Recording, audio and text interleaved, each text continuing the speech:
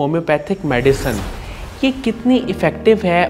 हम असल में जो है वो सिम्टम्स पे इलाज करते हैं। सही। हम मर्ज़ का नहीं, मरीज़ का इलाज करते हैं। आजकल जैसे फूड इनटेक है और लाइफस्टाइल है, इसकी वजह से लोगों को ज़्यादातर स्टमक इश्यूज़ होते हैं। टीनेज बच्चियों को पीसीओडी, फाइब्रॉइड से पुदीना है, सौंफ है, इलायची है, दालचीनी है। मैं ये कहती हूँ जो ये मसाले और जो हमारे पास अल्लाह ताला की नेमतें हमारा फूड है,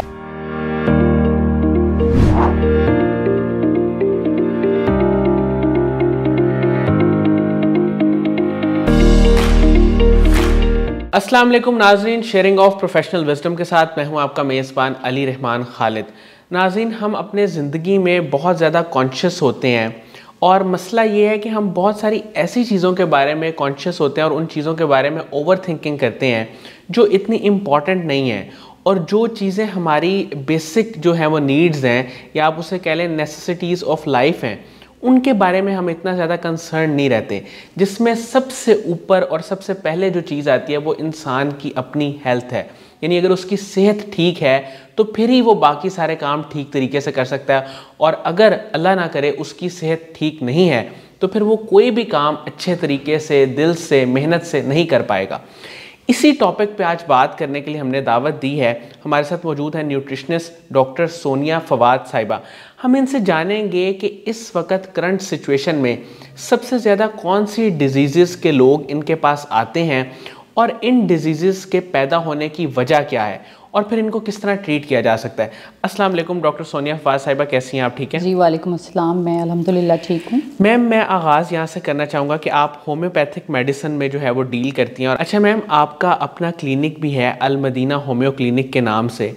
मैं ये जानना चाहूँगा कि होम्योपैथिक मेडिसिन ये कितनी इफ़ेक्टिव है और ये किस तरह से आपकी जो बेसिक डिजीज़ हैं, चाहे वो कोई भी हो, स्टमक की हो, इनफर्टिलिटी हो, इनको किस तरह ट्रीट करती है?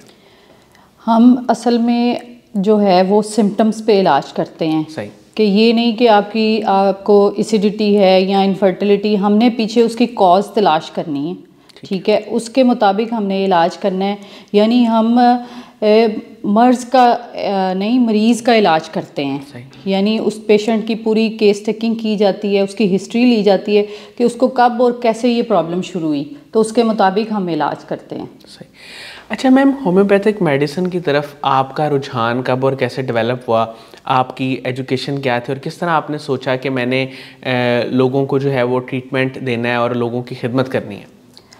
एक्चुअली जब ग्रेजुएशन कंप्लीट की तो बच्चे छोटे थे, तो फिर घर से ही स्टार्ट लिया। जब 100% इसके रिज़ल्ट मिलना शुरू हुए तो हमने सोचा कि हम क्यों ना प्रैक्टिस करें और दूसरों को भी इसका फ़ायदा दें।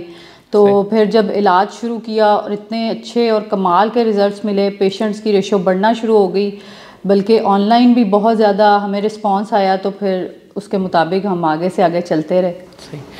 अच्छा मैम, मैं ये जानना चाहूँगा कि इस वक्त सबसे ज़्यादा जो पेशेंट्स आपके पास आते हैं उनमें कौन सी डिजीज़ सबसे ज़्यादा कॉमन है, और फिर उनको आप किस तरह ट्रीट करती हैं?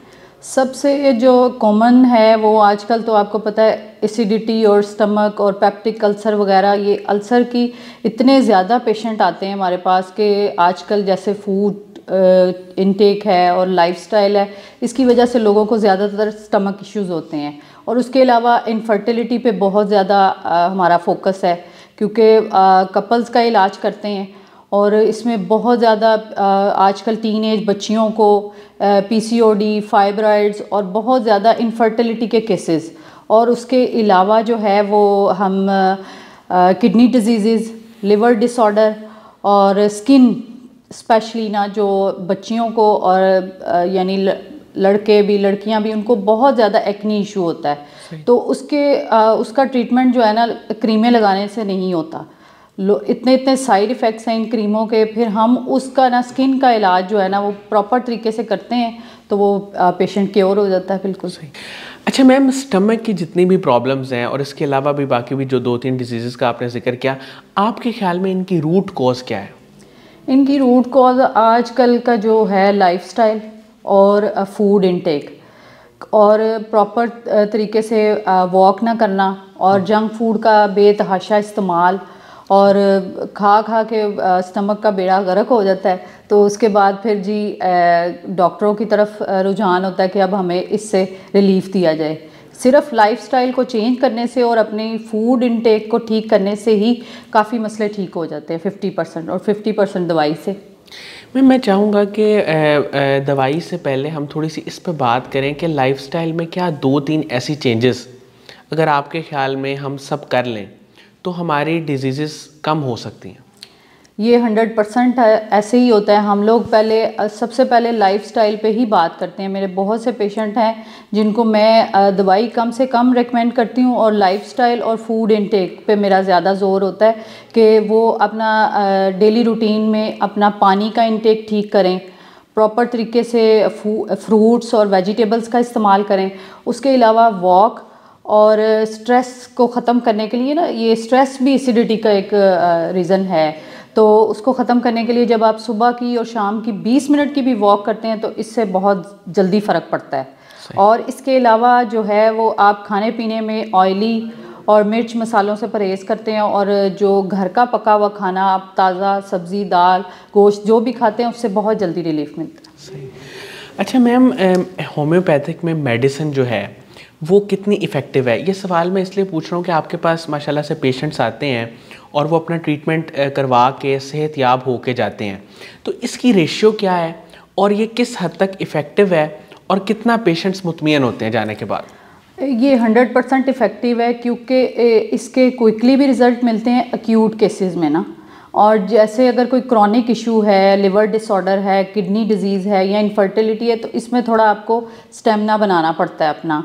पेशेंट इतना यानी ख्वार होके हमारे पास आता है तो वो उसको क्विकली रिज़ल्ट चाहिए होते हैं, तो हम उसको पहले यही समझाते हैं कि हर बीमारी एक आपको पता है कि एक रखती है कि जी आप अगर केस कितना एक्यूट है और कितना क्रॉनिक है।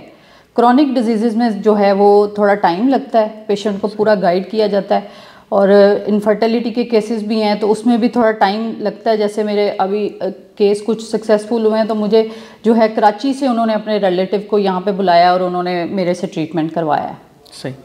अच्छा मैम, आपने स्नैक वीडियोस पे काफ़ी ज़्यादा होम रेमेडीज़ से रिलेटेड तकरीबन 400+ वीडियोस बना ली हैं। मैं भी वो देखता हूँ, माशाल्लाह बहुत इफ़ेक्टिव होती हैं। मैं चाहूँगा कि आप बताएं कि उनको बनाने के पीछे क्या विज़न था और कैसे आपने सोचा कि मैं शॉर्ट वीडियोस बनाऊँ ताकि लोगों को एक नुस्खे मिलते रहें। अक्सर लोग उसमें मुझे कमेंट भी करते हैं कि आप होम्यो डॉक्टर हैं और आप होम रेमेडीज़ बता रही हैं। मैं ये कहती हूँ जो ये मसाले और जो हमारे पास अल्लाह ताला की नेमतें हमारा फूड है, जैसे पुदीना है, सौंफ है, इलायची है, दालचीनी है, ये कह लें कि आपके पास बहुत बड़ा सोर्स है कि अगर आप इनको प्रॉपर तरीके से लेते हैं या इनका इंटेक करते हैं तो आपका बहुत ज़्यादा लाइफस्टाइल चेंज होता है।